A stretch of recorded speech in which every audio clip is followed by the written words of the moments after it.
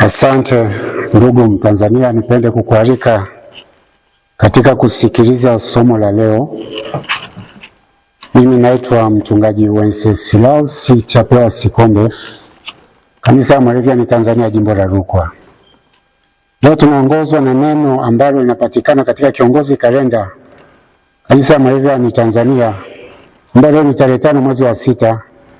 Inapatikana katika kitabu cha pili cha Samueli sura ya 7 mstari wa 18 hadi ule wa 29.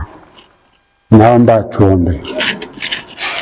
Mungu wetu na Baba yetu, ninakualika Mungu Roho Mtakatifu, sema nami kwa wakati na majira haya tarehe 5 mwezi wa 6, ninapoenda kusema na Mtanzania ambaye sasa uko tayari kusikia sauti hii kutoka chombo hiki cha Baraka Television. Mungu Roho Mtakatifu, sema na kila moja, niwezeshe kusema na kanisa la kwako ambalo ni Tanzania. Fungua macho na masikio ya kiroho katika jina la Yesu uliye Bwana na Mwokozi wetu, amen. Kama nilivyosema, linalotuongoza kwa siku ya leo inapatikana katika kitabu cha pili cha Samueli ile sura ya 7 mstari wa 18 hadi ule wa 29. Maneno ya Mungu anasema kwamba ndipo Daudi mfalme akaingia akaketi mbele za Bwana, akasema, mimi ni nani Bwana Mungu, na nyumba yangu ni nini, hata umenileta hapa? Tena jambo hili lilikuwa dogo machoni pako, Bwana Mungu, hata umeleta habari ya nyumba yangu mimi mtumwa wako kwa miaka mingi inayokuja baadaye, na hayo kwa namna ya kibinadamu. Bwana Mungu, na mimi Daudi nikwambie nini tena zaidi? Iwapo umemjua mtumwa wako, Bwana Mungu, kwa ajili ya neno lako na kwa moyo wako mwenyewe umetenda mambo makuu hayo yote, ili mjulishe mtumishi wako. Kwa hiyo wewe ndiye mkuu, Bwana Mungu, kwa maana hakuna kama wewe, wala hapana Mungu mwingine ila wewe. Kwa kadri tulivyosikia kwa masikio yetu, tena ni taifa lipi duniani lililo kama watu wako, kama Israeli, ambalo Mungu alikwenda kuwakomboa kwa ajili yake wao watu wake mwenyewe, akajifanyia jina na kutenda mambo makuu kwa ajili yenu, na mambo ya kuogofya kwa ajili ya nchi yako, mbele ya watu wako uliowakomboa kutoka Misri, wawe wako, kutoka katika mataifa na miungu yao. Nao ulijifanyia imara watu wako Israeli, wawe watu wako milele, nawe Bwana umekuwa Mungu wao. Basi sasa, Bwana Mungu, neno lile ulilolinena katika habari za mtumwa wako na katika habari za nyumba yangu ulifanye imara milele, ukatende kama ulivyosema. Jina lako na litukuzwe milele, kusema, Bwana wa majeshi ndiye Mungu juu ya Israeli, na nyumba ya mtumwa wako Daudi itakuwa imara mbele zako, kwa kuwa wewe Bwana wa majeshi Mungu wa Israeli umenifunulia mimi mtumwa wako, ukisema, nitakujengea nyumba. Kwa hiyo mimi mtumwa wako nimeona vyema moyoni mwangu nikuombe dua hii. Na sasa, Bwana Mungu, wewe ndiye Mungu na maneno yako ndiyo kweli, nawe umemwahidi mtumwa wako katika hili jema. Basi sasa uwe radhi ukaibarikie nyumba ya mtumwa wako, ipate kudumu milele mbele yako, kwa maana wewe Bwana Mungu umelinena kwa baraka yako. Nyumba ya mtumwa wako na ibarikiwe milele, amen. Mwana kondoo wa Mungu ameshinda.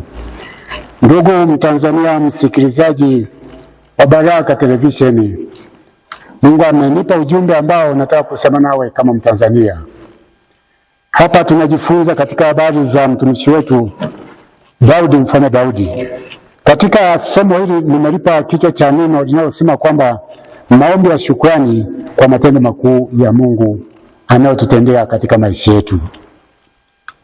Katika somo langu la utangulizi katika sura ule mstari wa 18 hadi 29, pale tunakuta katika utangulizi wangu ni kwamba Daudi akaingia ndani na kumwendea Mungu. Ni baada ya mfalme Daudi kuona kwamba jinsi Mungu alivyompigania, jinsi Mungu alivyomtendea, jinsi Mungu alivyomtoa katika mazingira yale ambayo alikuwa ni magumu mno, alifikia mara akaingia akamwendea Bwana, kitu ambacho tunakiona alimwendea Bwana Mungu kwa unyenyekevu. Lakini jambo lingine ambalo tunaliona aliweza kumtafakari Mungu, akasema mimi ni nani Bwana? Kwa hiyo tunaposoma katika somo hili, Mfalme Daudi anatufundisha kuwa na maswali katika maisha yetu. Ukiwa Mtanzania, ukiwa mtumishi katika serikali, ukiwa mtumishi katika kanisa, ukiwa mtumishi katika taasisi yoyote ile ya mtu binafsi au taasisi ya taasisi, unapaswa kutafakari katika nafasi ulio nayo. Maswali ambayo aliweza kujiuliza Mfalme Daudi, jambo la kwanza alisema kwamba Bwana, mimi ni nani? Akajiuliza mwenyewe binafsi kwamba kuwa katika nafasi ile aliyonayo, akasema mimi ni nani? Maana mimi ni mdogo, si stahili. Akaangalia, akalinganisha mazingira aliyokuwa nayo, akasema kuwa katika nafasi niliyonayo, mimi ni nani?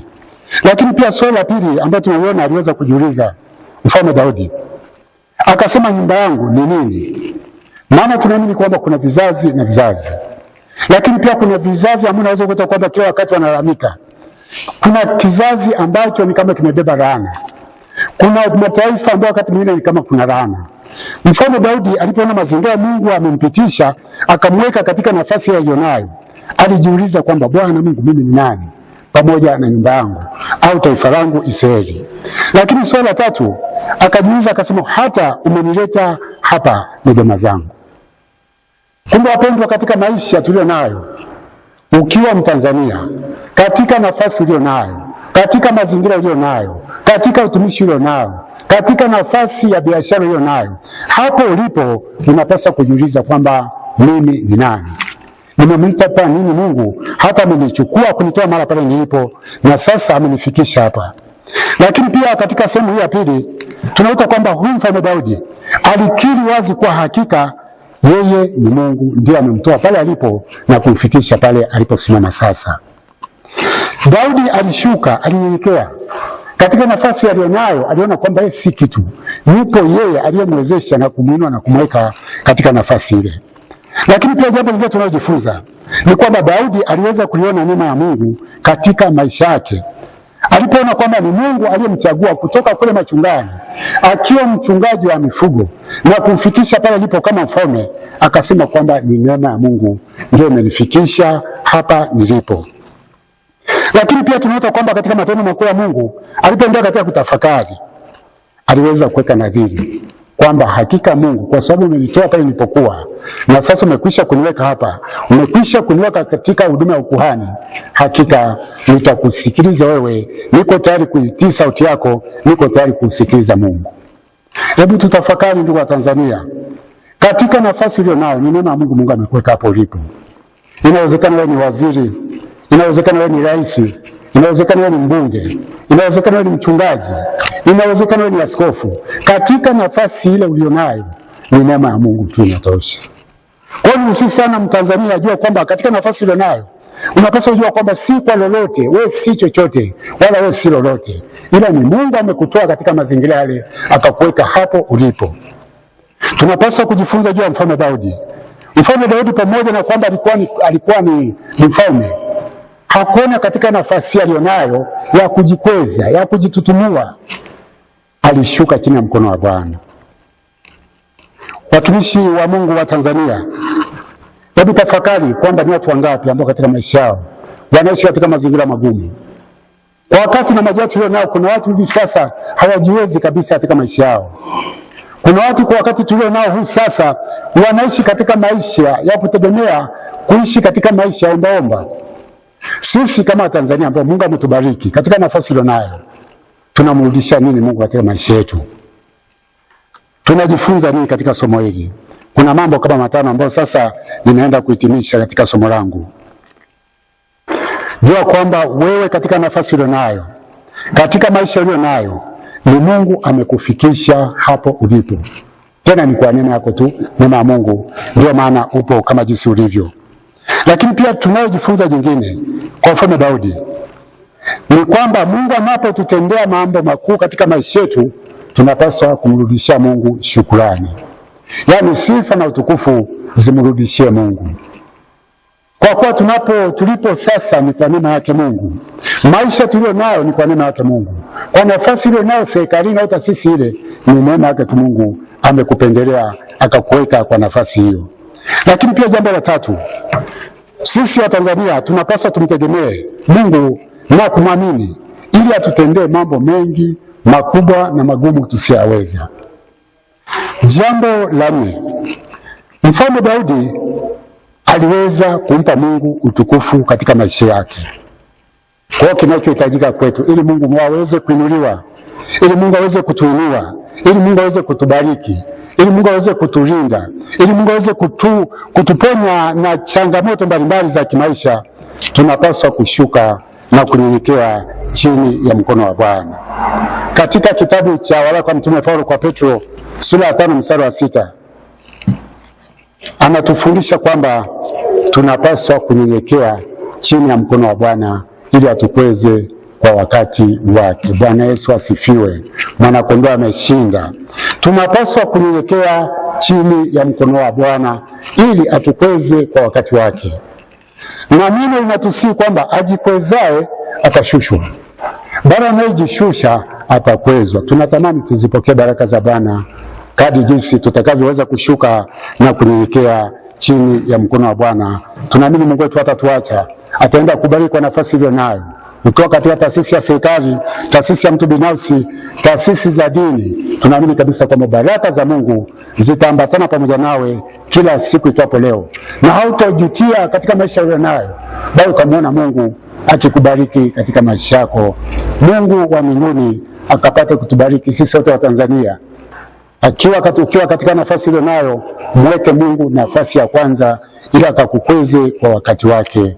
Naomba tuombe. Mungu Baba yetu uliye juu mahali palipoinuka, ninaomba toba na rehema mbele zako Mungu kwa ajili ya Tanzania. Upo wakati na majira kila mmoja anaweza kasawa wajibu wake mbele zako Mungu, kwamba ni wewe umekwisha kumuita na kumweka kwa nafasi aliyo nayo.